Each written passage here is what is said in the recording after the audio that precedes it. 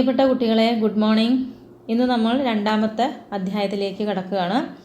Animal kingdom. ഏറ്റവും കൂടുതൽ score wait ഉള്ള അധ്യായമാണിത്. 6 മാർക്കാണ് ഇതിൻ്റെ സ്കോർ വെയിറ്റ്. അതുകൊണ്ട് വളരെ പ്രധാനപ്പെട്ട ഒരു ചാപ്റ്ററും കൂടിയാണ് ആനിമൽ കിങ്ഡം അല്ലെങ്കിൽ ജന്തുലോകം. നമ്മൾ കഴിഞ്ഞ അധ്യായത്തിൽ ജീവികളെ എങ്ങനെ വർഗീകരിക്കാം, എന്തൊക്കെയാണ് അതിൻ്റെ നിയമങ്ങൾ, വർഗീകരണ ഉപാധികൾ ഏതൊക്കെയാണ്, ഈ കാര്യങ്ങളാണ് നോക്കിയത്. ഈ അധ്യായത്തിൽ നമ്മൾ വർഗീകരണത്തിൻ്റെ മാനദണ്ഡങ്ങൾ എന്തൊക്കെയാണ് അതിനെ പരിചയപ്പെടാൻ പോവുകയാണ്. അതേപോലെ എങ്ങനെയൊക്കെയാണ് ജീവികളെ വിവിധ ഫൈലങ്ങളായിട്ട് വർഗീകരിച്ചിരിക്കുന്നത്, ഈ കാര്യങ്ങളാണ് നമ്മൾ ഈ അധ്യായത്തിൽ പരിചയപ്പെടാൻ പോകുന്നത്. അപ്പോൾ നമുക്ക് അതിലേക്ക് കടക്കാം. The classification helps in assigning a systematic position to newly described species. വർഗീകരണത്തിന് നമ്മൾ എന്തിന് സഹായിക്കുന്നുണ്ട്? വർഗീകരണം assigning a systematic position to the newly described species. പുതിയതായിട്ട് കണ്ടുപിടിക്കപ്പെട്ട ഒരു സ്പീഷീസിനെ അതിൻ്റെ സിസ്റ്റമാറ്റിക് പൊസിഷനിൽ അസൈൻ ചെയ്യാൻ നമ്മളെ വർഗീകരണം സഹായിക്കുന്നുണ്ട്. അപ്പോൾ നമ്മളിങ്ങനെ സിസ്റ്റമാറ്റിക് പൊസിഷനിലേക്ക് അതിനെ അസൈൻ ചെയ്യണമെങ്കിൽ അതിന് ചില ബേസിസ് അല്ലെങ്കിൽ അടിസ്ഥാന മാനദണ്ഡങ്ങളുണ്ട്. അതിനെയാണ് നമ്മളിവിടെ പരിചയപ്പെടാൻ പോകുന്നത്. ബേസിസ് ഓഫ് ക്ലാസിഫിക്കേഷൻ്റെ അടിസ്ഥാനം എന്തൊക്കെയാണെന്ന് നമുക്ക് നോക്കാം. In spite of differences in structure and form of different animals, there are fundamental features common to various individuals in relation to the arrangement of cells, body symmetry, nature of coelom, patterns of digestive, circulatory or reproductive systems. In spite of differences in structure and form of different animals, എല്ലാ ജീവികളും അവയുടെ ഘടന അതുപോലെ രൂപം ഇതിലൊക്കെ വ്യത്യസ്തത പുലർത്തുന്നതാണ്. അങ്ങനെയാണെങ്കിലും there are certain fundamental features common to various individuals. അങ്ങനെയാണെങ്കിലും എല്ലാ ജീവികൾക്കും പൊതുവായിട്ടുള്ള ചില സ്വഭാവ സവിശേഷതകൾ കാണപ്പെടുന്നുണ്ട്. ഇൻ റിലേഷൻ ടു എന്തിനൊക്കെ അടിസ്ഥാനമാക്കി? അറേഞ്ച്മെൻറ്റ് ഓഫ് സെൽസിൻ്റെ ക്രമീകരണം, ബോഡി സിമ്മട്രി ശരീരത്തിൻ്റെ സമമിതി, നേച്ചർ ഓഫ് സീലോം ഏത് തരത്തിലുള്ള ശരീര അറയാണ് കാണപ്പെടുന്നത്, patterns of digestive, circulatory and reproductive system ഏത് തരത്തിലുള്ള ഡൈജസ്റ്റീവ് സിസ്റ്റമാണ്, ദഹനേന്ദ്രിയ വ്യവസ്ഥയാണ് കാണപ്പെടുന്നത്, സർക്കുലേറ്ററി സിസ്റ്റമാണ് രക്തപര്യന വ്യവസ്ഥയാണ് കാണപ്പെടുന്നത്, റീപ്രൊഡക്റ്റീവ് സിസ്റ്റം പ്രത്യുൽപാദന വ്യവസ്ഥയാണ് കാണപ്പെടുന്നത്. ഇതിനൊക്കെ അടിസ്ഥാനമാക്കിയിട്ട് വർഗീകരണത്തിൻ്റെ അടിസ്ഥാനം അതിനെ പരിചയപ്പെടുകയാണ്. ആദ്യത്തെ വർഗീകരണത്തിൻ്റെ ഒരു ഉപാധിയാണ് ലെവൽസ് ഓഫ് ഓർഗനൈസേഷൻ. വിവിധ ഘടനാ തലങ്ങൾ ഏതൊക്കെയാണ് അവ എന്ന് നോക്കാം. All members of Animalia are multicellular. അനിമാലിയയിൽ ഉൾപ്പെടുന്ന എല്ലാ ജീവികളും ബഹുകോശ ജീവികളാണ്. ജന്തു ലോകത്തിൽ ഉൾപ്പെടുന്ന എല്ലാ ജീവികളും ബഹുകോശ ജീവികളാണ്, മൾട്ടി സെല്ലുലാർ ആണ്. But they do not exhibit the same pattern of organisation of cells. അങ്ങനെയാണെങ്കിലും എല്ലാ ജീവികളും ഒരേ പാറ്റേൺ, ഒരേ രീതിയിലുള്ള കോശക്രമീകരണമല്ല കാണപ്പെടുന്നത്. അതിനെ അടിസ്ഥാനമാക്കിയിട്ട് ഇവയെ വിവിധ ഘടനാതലങ്ങളാക്കിയിട്ട് തിരിച്ചിട്ടുണ്ട്. ഒന്ന് സെല്ലുലാർ ലെവൽ ഓഫ് ഓർഗനൈസേഷൻ, കോശകീയ ഘടനാതലം, cellular level of organisation. The cells are arranged as loose cell aggregate. ഈ ഘടനാതലത്തിൽ the cells are arranged as loose cell aggregate. വളരെ ലൂസായിട്ടുള്ള അഴഞ്ഞ കോശങ്ങളുടെ കൂട്ടമായിട്ടാണ് സെല്ലുലാർ ലെവൽ ഓഫ് ഓർഗനൈസേഷനിൽ കോശങ്ങൾ കാണപ്പെടുന്നത്. Some division of labour or activities occur among the cells. ഇങ്ങനെയാണെങ്കിലും some division of labour ചില ധർമ്മപരമായ വ്യത്യാസങ്ങൾ ഈ കോശങ്ങളിൽ കാണപ്പെടുന്നുണ്ട്. അതായത് എല്ലാ കോശങ്ങളും ഒരേ ധർമ്മമല്ല നിർവഹിക്കുന്നത്.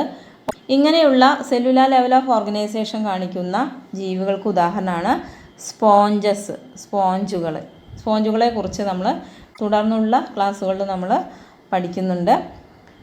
Next is tissue level of organisation, ടിഷ്യൂതല ഘടനാതലം. Here the arrangement of cell is more complex. ഇവിടെ കോശങ്ങളുടെ ക്രമീകരണം കുറച്ചുകൂടി സങ്കീർണമാണ്.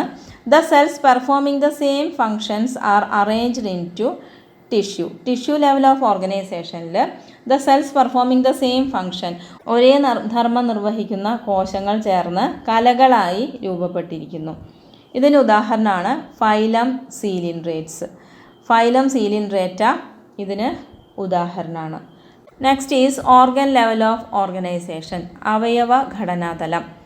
It is higher level of organisation, കുറേയും കൂടി ഉയർന്ന തലത്തിലുള്ള ഘടനാതലമാണിത്. Here tissues are grouped together to form organs.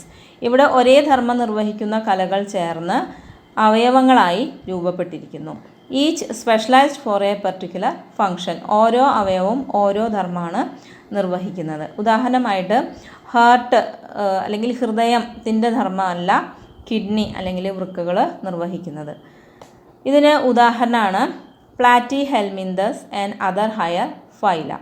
ഉദാഹരണമായിട്ട് നാടവരയുടെ ചിത്രമാണ് ഇവിടെ കൊടുത്തിട്ടുള്ളത്. ഇത് പ്ലാറ്റി ഹെൽമിന്തസ് എന്ന ഫൈലത്തിൽ ഉൾപ്പെടുന്ന ജീവിയാണ്. നാടവര കാണിക്കുന്നത് ഓർഗൻ ലെവൽ ഓഫ് ഓർഗനൈസേഷനാണ്. Next is organ system level of organisation, അവയവ വ്യവസ്ഥാ തലം.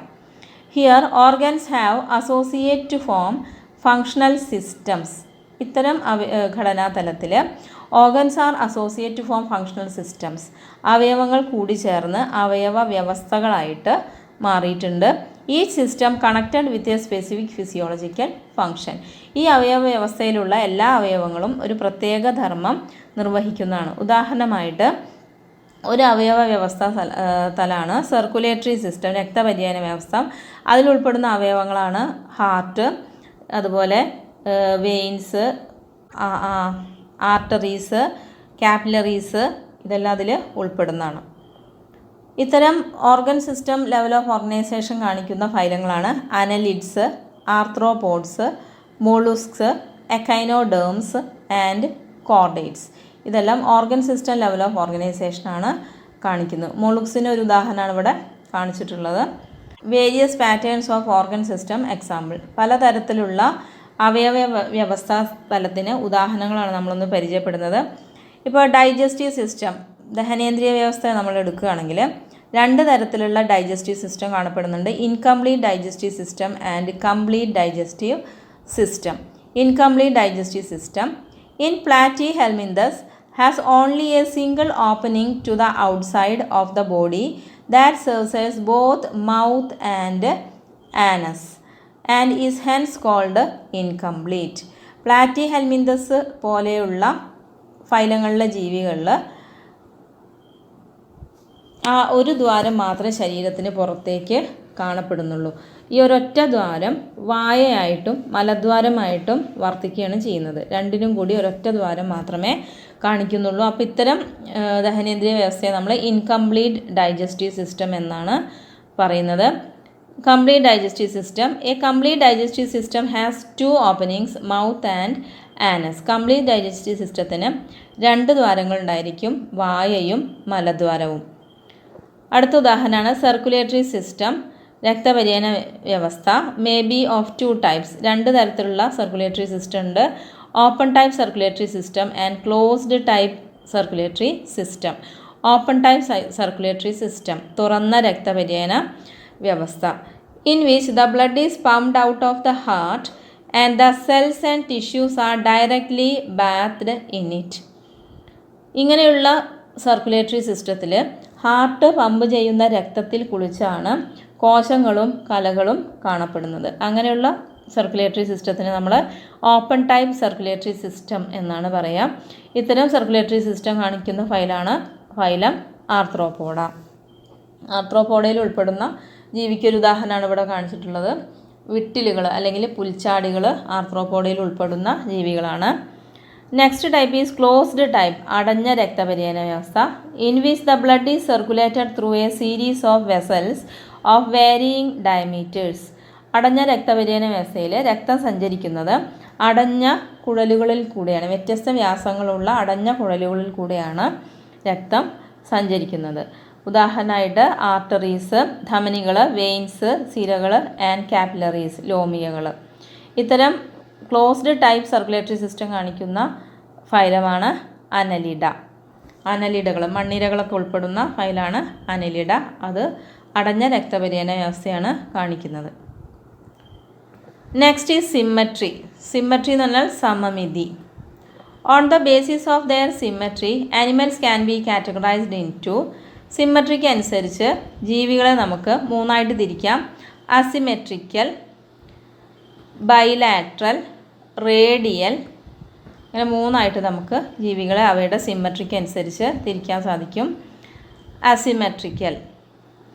Any plane that passes through the centre does not divide them into equal halves are called asymmetrical. Asymmetrical എന്ന് പറഞ്ഞാൽ ഏത് തലവും, എനി പ്ലെയിൻ, ഏത് തലത്തിലൂടെ ഒരു ജീവിയുടെ സെൻറ്ററിൽ കൂടെ, ഒരു ജീവിയുടെ നടുഭാഗത്തു കൂടി ഏത് തലത്തിൽ നമ്മൾ വിഭജിച്ചാലും it does not divide them into equal halves, ആ ജീവിയെ രണ്ട് ഭാഗങ്ങളായി അത് വിഭജിക്കുന്നില്ലെങ്കിൽ അത്തരം സിമ്മട്രിയെ, സമമിതിയെ നമ്മൾ അസിമെട്രിക്കൽ എന്നാണ് പറയുക. Example sponges. സ്പോഞ്ചിൻ്റെ ചിത്രമാണ് ഇവിടെ തന്നിട്ടുള്ളത്.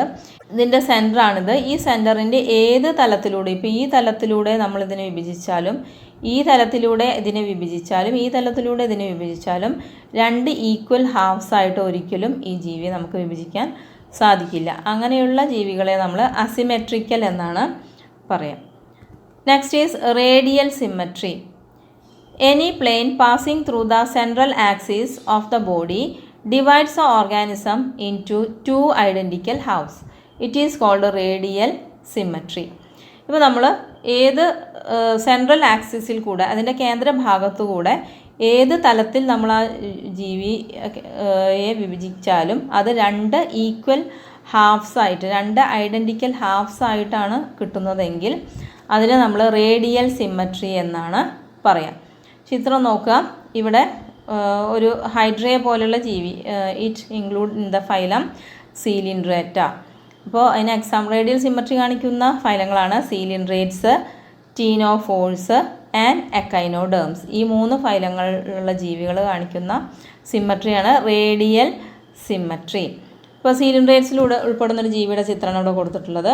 അതിനെ ഈ സെൻട്രൽ ആക്സിസിൽ കൂടെ ഈ തലത്തിൽ നമ്മൾ വിഭജിച്ചപ്പോഴും ഈ തലത്തിൽ വിഭജിച്ചപ്പോഴും ഈ തലത്തിൽ വിഭജിച്ചപ്പോഴും രണ്ട് ഐഡൻറ്റിക്കലായിട്ടുള്ള ഒരേപോലെയുള്ള ശരീരഭാഗങ്ങളായിട്ട് അതിനെ വിഭജിക്കാൻ സാധിക്കുന്നുണ്ട്. അതുകൊണ്ട് ഇത്തരം സിമ്മട്രിയെ നമ്മൾ റേഡിയൽ സിമ്മട്രി എന്നാണ്.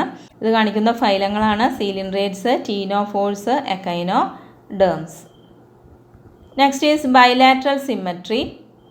When the body can be divided into identical left and right halves in only one plane exhibit the bilateral symmetry.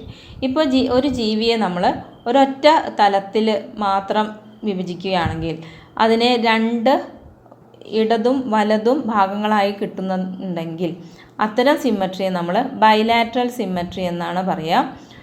അതിന് ഉദാഹരണമായിട്ടുള്ള ഫൈലങ്ങളാണ് ഫൈലം അനലിഡ്സും ആർത്രോപോഡ്സും. ഒരു ആർത്രോപോഡിൽ ഉൾപ്പെടുന്ന ഒരു ജീവിയാണ് ഇവിടെ കാണിച്ചിട്ടുള്ളത്.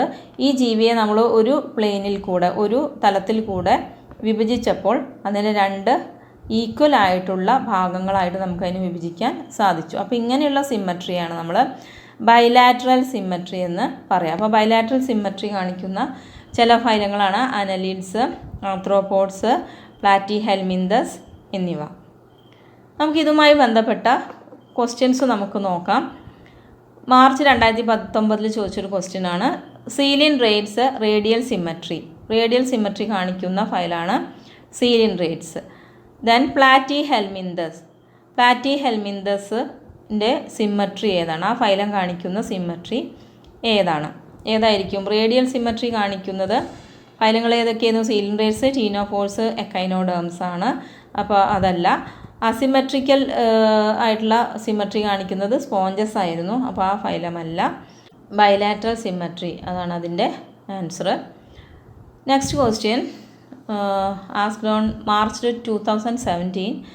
Categorise the following animals under radial symmetry and bilateral symmetry. താഴെ തന്നിരിക്കുന്ന ജീവികളെ റേഡിയൽ സിമ്മട്രി, ബൈലാറ്ററൽ സിമ്മട്രി എന്ന ഹെഡിങ്ങിന് താഴെയായിട്ട് ക്രമീകരിക്കാനാണ് പറഞ്ഞിട്ടുള്ളത്. ജീവികൾ ഫൈസാലിയ, ടേപ്പ് വേം, ഫാഷിയോള, അഡാംസിയ. ഇവയെക്കുറിച്ചിട്ട് നിങ്ങൾ തുടർന്നുള്ള ക്ലാസ്സിൽ കൂടുതലായിട്ട് പഠിക്കുമ്പോൾ മനസ്സിലാവും. ഇതിൽ ഫൈസാലിയ അതുപോലെ അഡാംസിയ ഈ രണ്ട് ജീവികളും ഉൾപ്പെടുന്നത് സീലിൻഡ്രേറ്റ എന്ന ഫൈലത്തിലാണ്. അതുകൊണ്ട് സീലിൻഡ്രേറ്റ്സ് കാണിക്കുന്ന സിമ്മട്രിയാണ് റേഡിയൽ സിമ്മട്രി. അപ്പോൾ റേഡിയൽ സിമ്മട്രിയുടെ താഴെ നമുക്ക് ഫൈസാലിയയും അഡാംസിയയും ഉൾപ്പെടുത്താം.